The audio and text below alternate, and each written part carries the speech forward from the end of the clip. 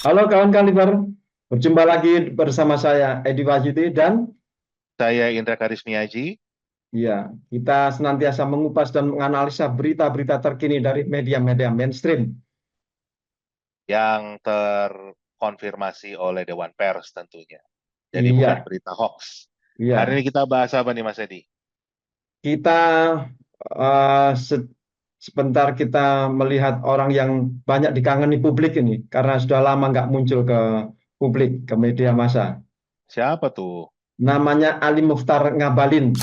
Oh, oke.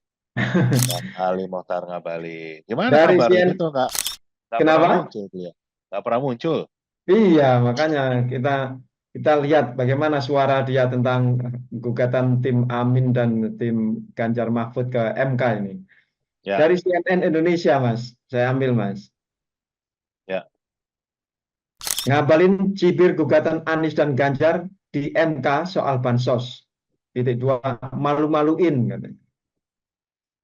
Tenaga ahli utama kantor staf presiden atau KSP Ali Mukhtar Ngabalin mencibir gugatan Anies Baswedan dan Ganjar Pranowo di Mahkamah Konstitusi atau MK tentang politisasi bantuan sosial atau bansos.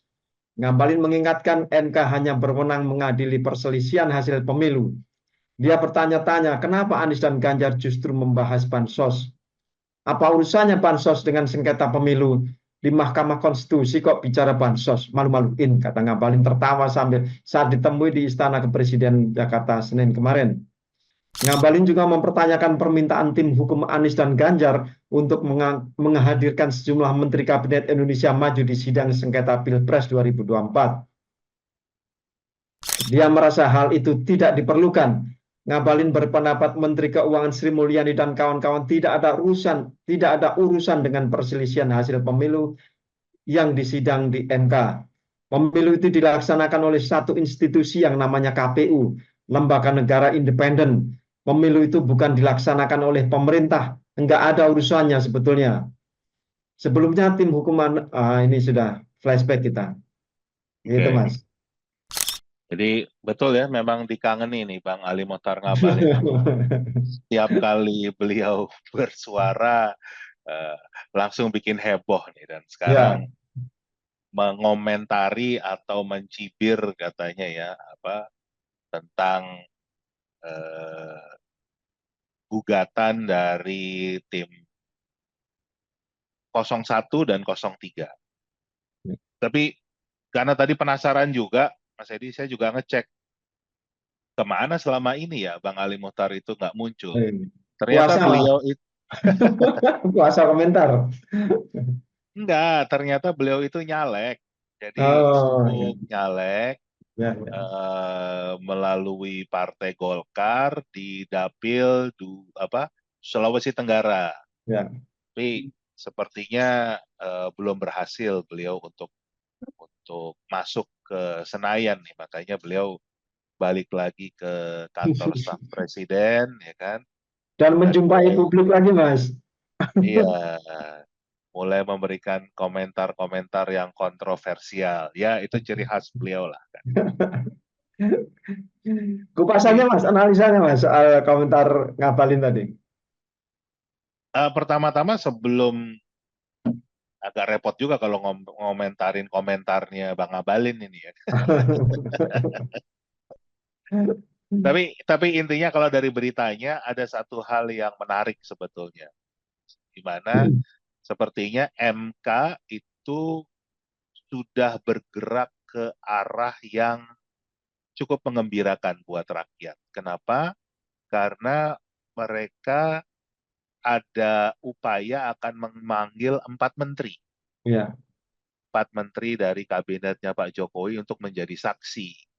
Menteri itu ada Pak Muhajir Effendi sebagai Menko PMK, Pak Erlangga Hartarto sebagai Menko Perekonomian, Bu Sri Mulyani Menteri Keuangan, dan Bu Risma sebagai Menteri Sosial. Kelihatannya masuknya akan dari sisi politisasi bansos. Kalau melihat yang dipanggil adalah menteri-menteri yang berhubungan dengan bantuan sosial ini ya.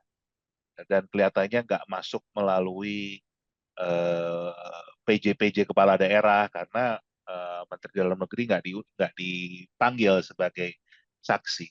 Menurut saya ini satu hal yang menggembirakan, artinya betul-betul MK itu ada langkah yang ingin menguak tabir yang selama ini kelihatannya kan tertutup, Mas. Dan apa? Kalau kita kemarin membahas tentang drama kan, mudah-mudahan ini dramanya juga endingnya itu menggembirakan buat buat semua ya. Nah, bicara tentang apa yang disampaikan oleh Bang Ali Mohtar Ngabalin, itu senada sebetulnya dengan para pengacara tim 02 yang mengarahkan seakan-akan yang namanya Mahkamah Konstitusi itu hanya sebatas angka-angka. Jadi bicara hanya tentang selisih siapa yang berapa juta suara, kemudian suara kedua itu kurangnya berapa, lebihnya berapa, dan lain sebagainya. Jadi inginnya menjadikan Mahkamah Konstitusi menjadi mahkamah kalkulator. Ini menurut saya juga bagian dari penggiringan opini ya, Ya, untuk menjadikan ya naik tingkat dari mahkamah keluarga jadi mahkamah kalkulator nih kan. Tapi sepertinya MK kita yang saat ini karena kebetulan tidak ada paman ya, itu bisa harapan kita bisa lebih objektif dan memang bicara tidak hanya masalah angka, tetapi bicara masalah bagaimana menjadi penjaga konstitusi. Karena Mahkamah Konstitusi itu kan tugasnya menjaga konstitusi kan, agar semua ketatanegaraan yang berjalan di Republik ini betul-betul sesuai dengan amanat konstitusi. Nah, ini berita baiknya dengan mereka mau sepertinya menyepakati akan mengundang 4 menteri sebagai saksi. Ini membuktikan ya kalau pakai logikanya Bang Ali Mohtar kan nggak ada hubungannya. Apa hubungannya antara menteri dengan perhitungan suara? Kan memang nggak berhubungan ke sana, nggak ada hubungannya. Menteri itu tidak tidak apalagi bicara tentang menteri sosial, menteri Menko PMK, nggak ada hubungannya dengan urusan pemilu sama sekali kan.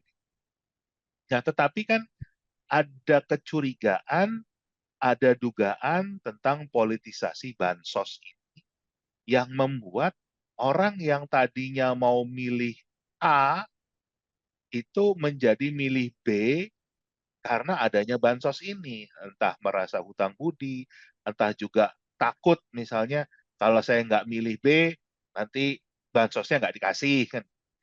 Itu kan beyond atau di luar masalah angka-angka, tetapi bicara masalah proses yang membuat pemilu ini menjadi tidak adil. Pemilu ini menjadi tidak jujur.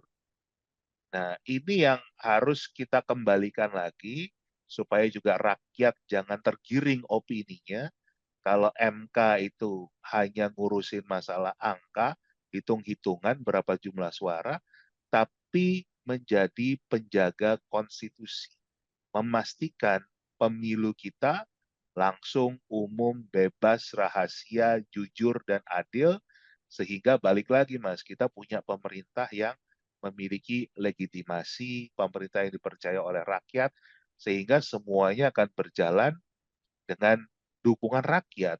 Kalau sekarang ini kan rakyat ada ketidakpercayaan, kan? Besar sekali ketidakpercayaan, walaupun katakanlah di yang itu juga selalu didorong sudah 58% kok pemilihnya. Nah, tapi kan ini ada upaya pembuktian kalau sebetulnya tidak 58%, tetapi ada upaya-upaya yang membuat angkanya jadi 58%.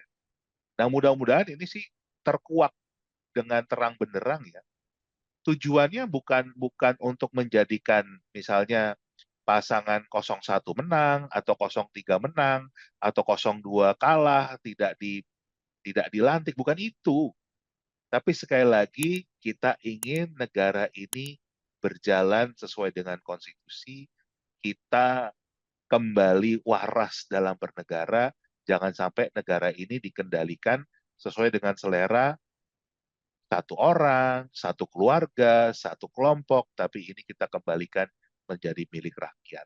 Itu, Mas. Iya. Dan lagi kalau MK bukan mahkamah kalkulator, jadi persidangan itu juga akan menelisik bagaimana sebelum Pilpres itu dilaksanakan, kan gitu Mas. Bagaimana Betul. munculnya seorang cawapres bernama Gibran Rakabuming Raka bisa menjadi calon wapres itu kan harus dicari pembuktian konstitusinya. Ini yang sedang diupayakan kan. Ya, itu kan memang tadi saya katakan ya, ada upaya penggiringan opini kalau urusan MK itu hanya sebatas saat pencoblosan dan setelah itu saat perhitungan.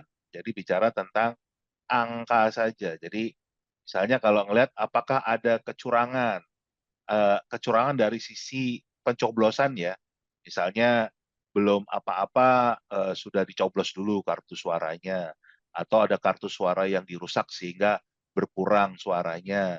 Kalau itu kan bicara pada saat pencoblosan dan pada saat perhitungan. Padahal yang mau kita bahas ini bahkan sebelum pencoblosan ada nggak upaya-upaya sistematis yang membuat orang tidak memilih salah satu paslon atau memilih salah satu paslon.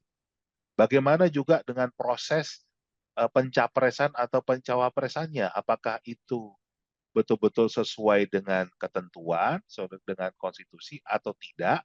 Nah, kalau tidak itu juga kenapa? Kan semuanya berhubungan. Jadi jadi ini Bang Ali Mokhtar, para pengacaranya 02 ingin mendorong supaya rakyat berpikirnya tidak ke sana, sebatas hanya urusan angka-angka saja. Nah, mudah-mudahan dengan juga diskusi kita di Kaliber hari ini, masyarakat juga semakin tercerahkan. Kalau kita harus menempatkan MK sebagai penjaga konstitusi. Itu penjaga terakhir, Mas. Makanya kita butuh mendukung para hakim MK ini untuk bertindak berani, ya. Jangan takut dengan tekanan, jangan mudah dengan adanya godaan, dan itu yang harus kita semangati terus.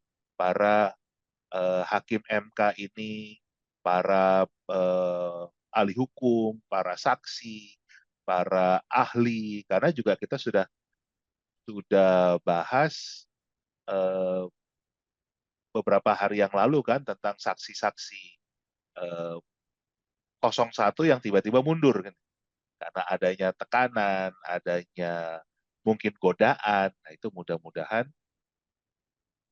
kita sebagai rakyat terus membantu mengawal agar proses demokrasi ini, demokrasi tegak berdiri sesuai dengan Pancasila dan UUD 45. Iya. Itu. Dan lagi kalau soal Ali Mokhtar Ngabalin yang tadi mempertanya kenapa pansus dikait-kaitkan itu kan sebagai bukti salah satu bukti kecurangan. Kemudian empat menteri Betul. yang dipanggil itu adalah saksi. Saksi itu bisa terkait langsung, bisa terkait yang tidak langsung. Jadi nggak bisa kita bicara soal cuman KPU dan MK aja di situ. Itu kan kacamata kuda, nanti nggak pakai saksi, nggak pakai bukti. Tapi ya itulah seorang Ngabalin yang memang patut dirindukan oleh rakyat kita, Mas. Iya, pasti setiap setiap ucapannya itu bikin heboh ya kan. Tapi ya nggak Iya, apa-apa lah. Ini mungkin bagian dari politainment kan gitu, politik dan iya. entertainment. Baik, Mas Indra. Baik, Mas Indra. Besok kita ketemu lagi dengan topik yang lebih bisa mencerahkan kawan kaliber, Mas Indra ya. Baik, terima kasih kawan kaliber Anda telah bersama Sampai kami jumpa. sekian menit ini. Sampai jumpa.